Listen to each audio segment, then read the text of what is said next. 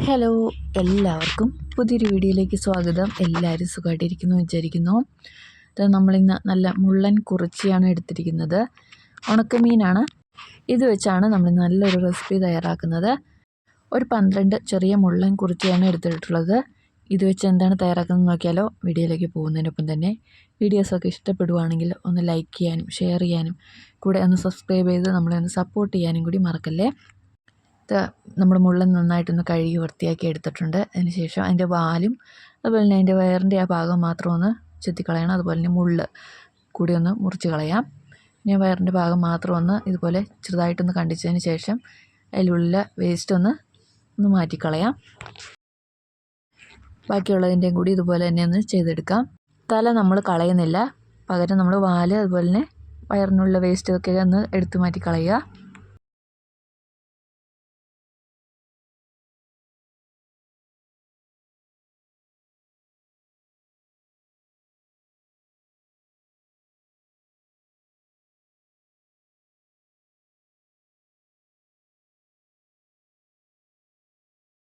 മീനെല്ലാം ഇതുപോലെ ഒന്ന് റെഡിയാക്കി എടുത്തതിന് ശേഷം നന്നായിട്ട് ഒന്നുകൂടി ഒന്ന് കഴുകിയെടുക്കണം. ഇനി ഈ മുള്ള നന്നായിട്ടൊന്ന് ചുട്ടെടുക്കാൻ പോവാണ്. നല്ല കനലിലേക്ക് തന്നെ നമ്മൾ ചുടാനായിട്ട് ഇട്ട് കൊടുക്കുന്നുണ്ട്. ഈ തീയൊന്ന് മാറ്റിയതിന് ശേഷം കനലൊന്ന് നിരത്തി വെച്ച് കൊടുത്തതിന് ശേഷം നമുക്ക് ഈ മുള്ളനെല്ലാം ഒന്ന് നിരത്തി അതിൻ്റെ മുകളിലായിട്ടൊന്ന് വെച്ച് കൊടുക്കാം.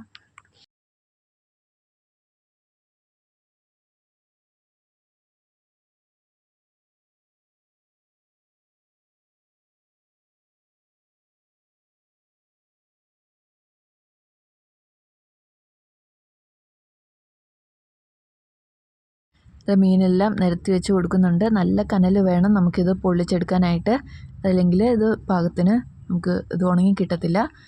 ഇനി ഇത് ഇടയ്ക്കിടയ്ക്ക് ഒന്ന് തിരിച്ച് മറിച്ചിട്ട് കൊടുത്താൽ മതി. നന്നായിട്ട് രണ്ട് സൈഡും ഒന്ന് ഉണങ്ങി കിട്ടണം.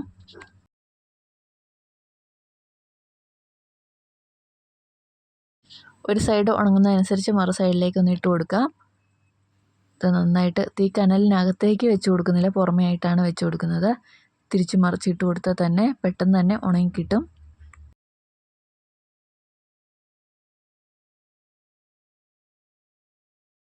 ഇത് അത്യാവശ്യം നന്നായിട്ട് ഉണങ്ങി കിട്ടിയിട്ടുണ്ട്. ഇനി ഇതെല്ലാം പതിയൊന്ന് എടുക്കാം.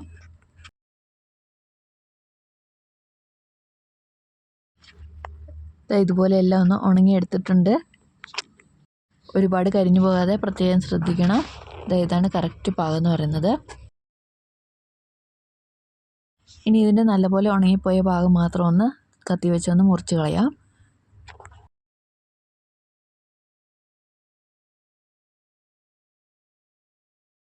നല്ലപോലെ ഉണങ്ങിയത് മാത്രം, അതുപോലെ കരിഞ്ഞു പോയ ഭാഗമൊക്കെ ഒന്ന് കത്തി വെച്ച് തന്നെ ഒന്ന് ചിരണ്ടി കൊടുത്താൽ മതി. അതല്ലെങ്കിൽ ഒരു കയ്പ്പ് ടേസ്റ്റ് ഉണ്ടാകും. അത് ഉണ്ടാക്കാതിരിക്കാൻ വേണ്ടിയിട്ടാണ് കരിഞ്ഞ ഭാഗം മാത്രം ഒന്ന് കളയുന്നത്.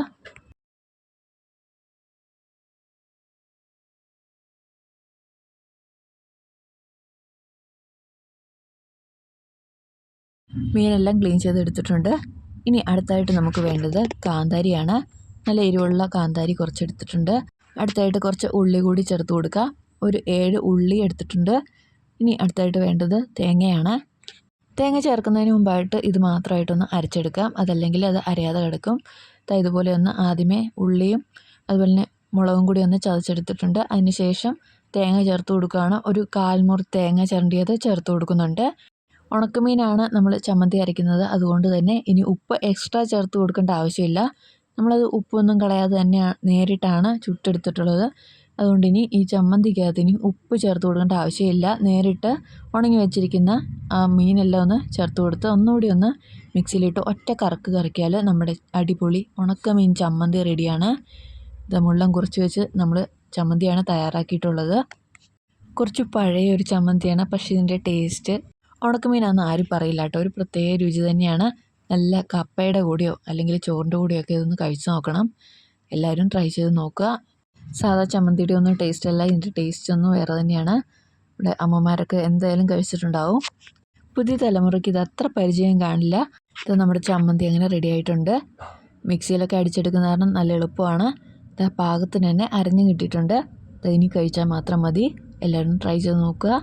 വീഡിയോ എല്ലാവർക്കും ഇഷ്ടപ്പെട്ടു കാണുമെന്ന് വിചാരിക്കുന്നു. വീണ്ടും നല്ലൊരു വീഡിയോ ആയിട്ട് വീണ്ടും കാണാം. താങ്ക്